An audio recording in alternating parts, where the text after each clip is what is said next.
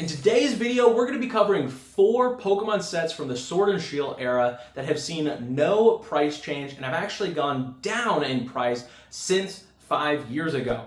I think that these sets have shown very bad proof of concept for investability for the future, so I think that they're not going to be great sets to invest in for your collection and investing purposes. So we're going to cover all you need to know in today's video. Stick around because it's going to be a good one. But before we do hop into the computer, I did want to remind you that we've got a monthly giveaway going on for this awesome Japanese 151 booster box, completely free to one of you subscribers. All you got to do is subscribe, comment, and like this video, and you're entered to win. All right, let's get into this one. All right, so we're here on the computer, gonna look at these 4 sets. I unfortunately recorded this bit twice, and the audio was messed up. So here I am, kind of abrupt change of clothes. So sorry about that, but I had to just make sure that the quality was up to par of something that I wanted to put out. I didn't want to be sounding like I was talking out of a microwave. So hopefully this attempt works. 3rd time's a charm. Starting off this list, we've got Sword and Shield base set for what I think makes up one of the 4 sets that just performed poorly for Sword and Shield era. Am I saying these sets are terrible? No, I'm not saying that. I don't think that the cards in the set are necessarily bad. I don't think that, I don't think there's anything wrong with collecting these sets if you want to collect these sets. But we're specifically honing in on investability, return on investment, and would these have been a good set to invest in? And are they a good set to invest in now? So, starting off with Sword and Shield base, we're here on price charting, and if we go to the number 1 card here with the Marnie 200, you can see this card is kind of all over the place. So, from where it started, it was around $60 ungraded, and it stuck around the 30 to 40, and then it jumped up in June of 2023, and has now come crashing down, like way more down than it ever was before.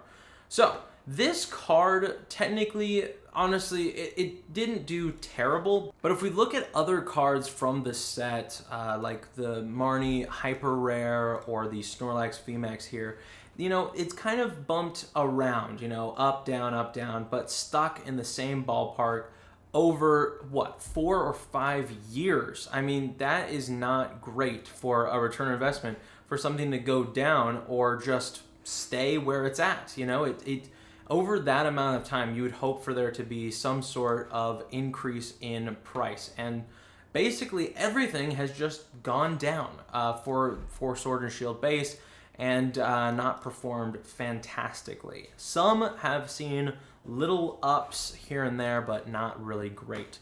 Next up is Rebel Clash, or as some may call it, Rebel Trash. This set just...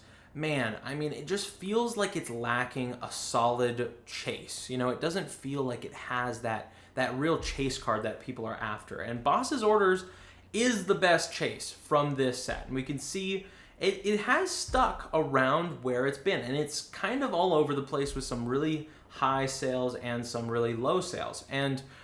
But generally speaking, it hasn't changed that much. From, if we look back of June 2021, it was 2860.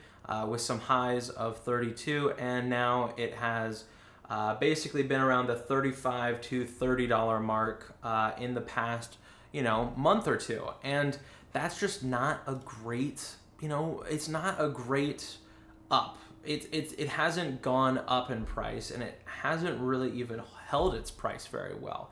It's actually gone down in price, and of course, part of that is due to the market correction of COVID, and since then, collectibles being more affordable and the prices being reevaluated. But generally speaking, I mean, this for example, $37 in May, and its high for 2023 was $40, and now it's sitting at about $20. So not fantastic from Rebel Clash either. If we look at Ninetales, kind of a similar story, had a high in April 2021 of $26, but went down and down and down, and has since been around a $14 card. So there's Rebel Clash, and next up we've got Darkness Ablaze, we are blazing through this list because I've recorded this so many times. I'm like, I just want to get it out there. I just want to get it done and make sure that it sounds good. Average of 173 for this set. I mean, man, Darkness Ablaze just, I mean, I don't know what happened with this set. You know, like, truly, like, I'm so glad that I sold my Charizard VMAXs when I did, because I sold them probably right around here, I would say, 2021, maybe mid 2021. I sold them. I had pulled 2 of these cards, and I'm glad I sold them when I did, because if I decided to hold on to these and, you know, have that be an investment, now they're selling for between $15 and $20. So this is the best chase from Darkness Ablaze. Everything else is sub $10. Yeah, just Darkness Ablaze has not seen really any sort of price increase yet. And of course, every set on this list will see a price increase. Nevertheless, it will see a price increase. It's just, is it going to happen soon? Probably not. And also, there's so many other sets that I think are worth your investment. They're a better choice. They've got great artworks, a great chase, something else going for it from Sword and Shield. And I just don't think these cards have shown very much for their investability so far. And lastly on this list is Vivid Voltage. And this set has a chase.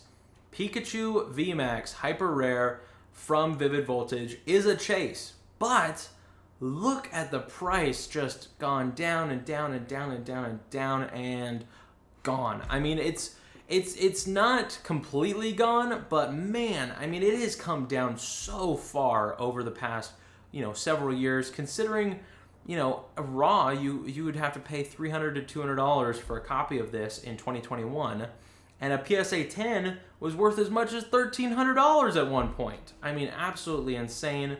I don't know how many people bought it for $1,300, but most likely it was selling more around the $500 ballpark, I would say, right around here. And yeah, this card has just come way down.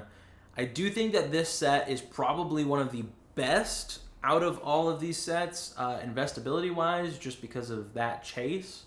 But man, I mean, the set has not performed well over time. We can see the next card is the Pikachu V. That's the next highest priced card. A major drop-off from the Pikachu VMAX all the way down to $10.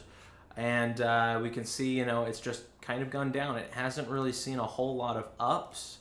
And, you know, here's the Pokemon Center Lady. I think, you know, this card might have a future for it. It might be worth more in the future, but I just, you know, really far down how much it's come. And I don't think that these sets would be the best to spend your money. I think there's other sets from Sword and Shield that have way better chases, way better cards. And truthfully, the point I'm trying to make in this video is, let's say you, for example, had bought this card back in June of 2022 or August of 2022 for $4.88, and you said, oh, I wonder how my Rayquaza VMAX Amazing Rares are doing. I'm going to see if I can sell those and see if I can make a profit. Well, it's actually come down $1 in the past 2 years. And I feel like there has been plenty of time to see some increase in these cards. And it just hasn't happened yet. It will eventually, but who knows when. So guys, that's going to wrap up today's video. Kind of a short one, but I do want to just get straight into the information for you guys and cover what my thoughts are. And I think that just based off of the prices of these cards, I mean, 5 years is not a short amount of time. I mean, if I had personally chosen to invest in these sets at those times, I think I would have lost a lot of money, or I would have had to wait longer to see that return on investment. Do I think that now is a good time to invest? I don't think so. I think that there's still some more time that can pass before these sets are even remotely close to a vintage set. I think for a long time, Sword and Shield is going to be a modern set. It's going to be a modern era. And so because of that, I don't think now is the best time to invest, because it could see some even lower prices between now and the future. So I don't think now is the best time to invest, but let me know what your guys' thoughts is down in the comment section below. Also, if you like this video and make sure you're subscribed to the channel, you'll be entered to win this month's giveaway for that Japanese 151 box. I really appreciate you guys. Hope you guys enjoyed this one, and we'll catch you in the next one.